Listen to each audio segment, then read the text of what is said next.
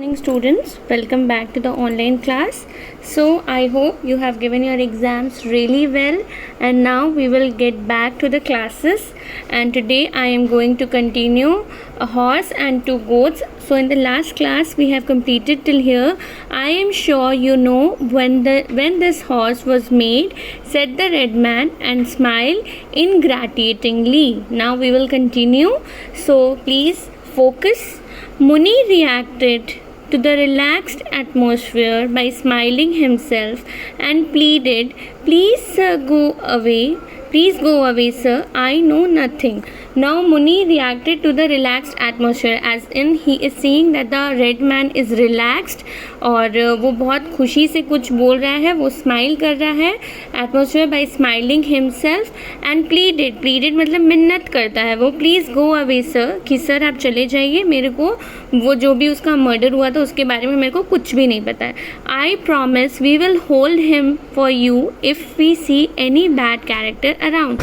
वो बोलते हैं कि हम प्रॉमिस करते हैं कि हम उस इंसान को पकड़ के रखेंगे जो भी ऐसा कुछ बुरा काम किया हुआ होगा, and we will bury him up to his neck in a coconut pit. Now coconut is a kind of organic fertilizer जो कोकोनट से बनती है, इसलिए उसको कोकोनट पिट बोलते हैं, मतलब कोकोनट के छिलके से।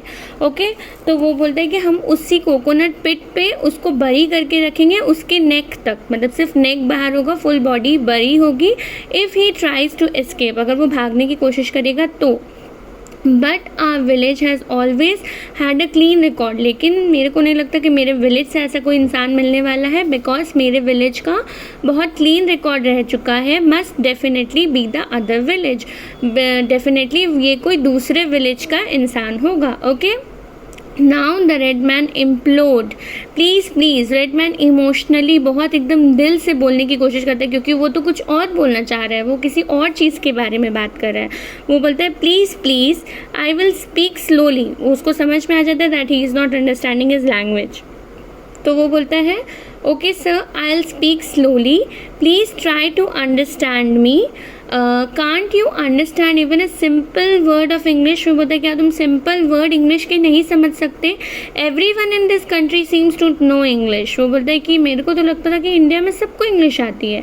I have gotten along with English everywhere in this country. और वो बोलता है कि हम इंग्लिश इस कंट्री में, मतलब जब से हम आए हैं सबसे, मतलब मेरा ईजिली ही इंग्लिश से गुजारा हो गया, क्योंकि ऑलमोस्ट सबको जिससे भी हम मिले सबको इंग्लिश आती थी। But you don't speak it, लेकिन तुम नहीं बोलते हो। हैव यू एनी रिलीजियस और स्पिरिचुअल स्क्रूपलेस अगेंस्ट इंग्लिश स्पीच? स्क्रूपलेस मतलब जैसे कोई हम लोग कोई धार्मिक धारणा बना लेते हैं कि हमारा धर्म इस चीज़ के खिलाफ है, तो वो बोलते हैं क्या तुम्हारा कोई स्पिरिचुअल या रिलीजियस कोई ऐसी चीज़ है जिससे तुम, कोई धारणा है जिससे तुम इंग्लिश नहीं बोलना चाहते या नहीं सीखना चाहते? तो अब ये भी तो मुनि को नहीं समझ में आया होगा ऑब्वियसली, क्योंकि ही is not understanding English at all. Now Muni some indistinct sounds in his throat and shook his head. वो मतलब शुक करता है, अपना सिर हिलाता है और कुछ इनडिस्टिंक्ट साउंड अपने गले से निकालता है जो कि समझ नहीं, इनडिस्टिंक्ट मतलब अजीब, जिसको नहीं समझा जा सकता। Encourage the other went on to explain at length. वो समझ जाता है कि चलो ये इंटरेस्टेड है सुनने में मुनि, तो वो अपना फिर से पूरा चालू कर देता है अपने भाषण को। Uttering each syllable with care and deliberation. Each syllable मतलब हर एक वर्ड जो भी वो बोल रहा था उसको बहुत ही केयर और डेलिबरेशन मतलब सावधानी और धैर्य पूर्वक बोलता है, ताकि उसको समझ में आए कि हो सकता है I am speaking fast in English, that's why he is not understanding.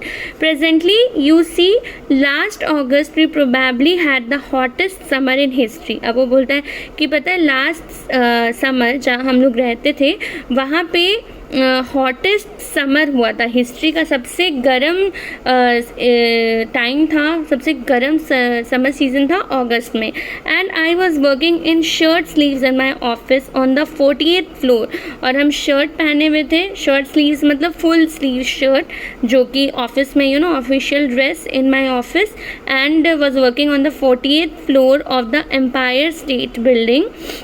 We had a power failure one day. और एक दिन वहाँ क्या हुआ, पावर फेलियर हो गया। तो उससे क्या हुआ, and there I was stuck for 4 hours, और वहाँ पे हम 4 घंटे के लिए फंस गए क्योंकि पावर फेलियर की वजह से नो एयर कंडीशनिंग और एलिवेटर मतलब लिफ्ट भी नहीं चल रही थी. All the way in the train I kept thinking, और जब हम ट्रेन में थे तो हम यही सोच रहे थे. And the minute I reached home in Connecticut, Connecticut एक स्टेट है USA में जहाँ पे वो रहते थे. I told my wife Ruth, Ruth was the wife of red man, we will visit India this winter. वो बोलते कि इस विंटर सीजन में हम लोग इंडिया जाएंगे. It's time to look at our civilisation. अब ये टाइम आ गया कि हम अपने सिविलाइजेशंस को देखें. Next day she called the travel agent first thing and told him to fix it. और वो ट्रैवल एजेंट को फ़ोन करती है और सब visa, passports, tickets and so here I am. Okay, Rath came with me but is staying back at Srinagar. Rath भी मेरे साथ आई है लेकिन वो अभी श्रीनगर में रुकी हुई है. And I am the one doing the rounds and joining her later. और हम है कि यहाँ पे चक्कर लगा रहे हैं, मतलब हर जगह जगह घूम के देख रहे हैं और हम उसको बाद में जा कर के ज्वाइन कर लेंगे. मुनि looked reflective at the end of this long oration and said rather feebly yes no. मतलब मुनि रिफ्लेक्टिव, वो सोच में पड़ जाता है क्योंकि उसको कुछ समझ में तो आ नहीं रहा है, वो बस सुन रहा है. और ये लॉन्ग ओरेशन के लास्ट में वो फीबली मतलब एकदम धीरे से बोलता है येस नो, क्योंकि उसको इतनी इंग्लिश आती है as a concession to the others language कि हाँ वो जो बोल रहा है ठीक ही बोल रहा होगा ताकि ये वो बोलना ख़त्म कर दे. उसको ऐसा लग रहा है कि वो उसको कुछ समझाने की कोशिश कर रहा है, तो वो जता रहा है कि हाँ ठीक है, I understood this and now please stop. And went on in Tamil. अब वो तमिल में फिर से बोलना स्टार्ट करता है. When I was this high, मतलब दिस हाई मतलब वो जब हम इतने बड़े थे, indicated a foot high, 1 foot height में वो अपना हाथ दिखाकर इंडिकेट करके बोलता है कि जब हम इतने बड़े थे. आई हर्ड माई अंकल से, मतलब हम सुने थे, मेरे अंकल बोल रहे थे. इतने में वो रुक जाता है. No one can tell what he was planning to say as the other interrupted him at the stage to ask.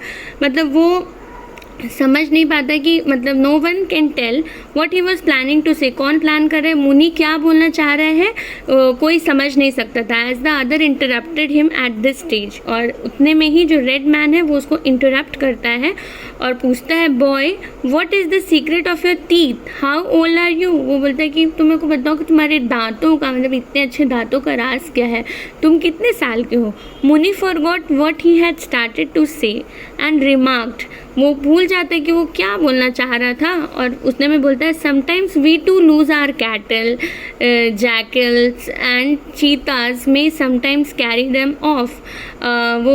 वो कुछ और ही बोलता है, उसको समझ में नहीं आया कि वो क्या पूछा. तो वो बोलता है कि हम लोग भी कभी कभी अपने कैटल को लूज़ कर देते हैं, जैकल्स और चीताज उनको उठा के ले जाते हैं, but sometimes it is just theft from over in the next village. और कभी कभी नेक्स्ट विलेज के लोग जो है वो चुरा कर ले जाते हैं. And then we will know who has done it. और तब हम लोग को पता चलता है कि कौन ये किया है. तो कैसे पता चलता है, our priest at the temple can see in the camphor flame the face of the thief.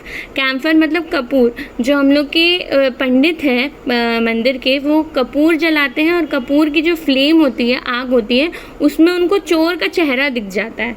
And when he is caught he jested with his hand a perfect mincing of meat. और जब वो पकड़ा जाता है, ही gesture मतलब इशारे से बताना, विथ हिज हैंड कि हम लोग उसका क्या हाल करते हैं, perfect mincing of meet. Mincing मतलब मीट को काटने का जो इशारा होता है, वो ऐसे ऐसे करके इशारा करके उसको बताता है, perfect mincing of meat. So we will keep till here for today and I hope you understand till here. But if you still have any doubt, you can contact me. And please, as I always told you, to write short summaries so that it will be easier for you and for me as well, and try to read further so that it will be easier for me to make you understand the rest of the chapter. So that is it for today. Thank you.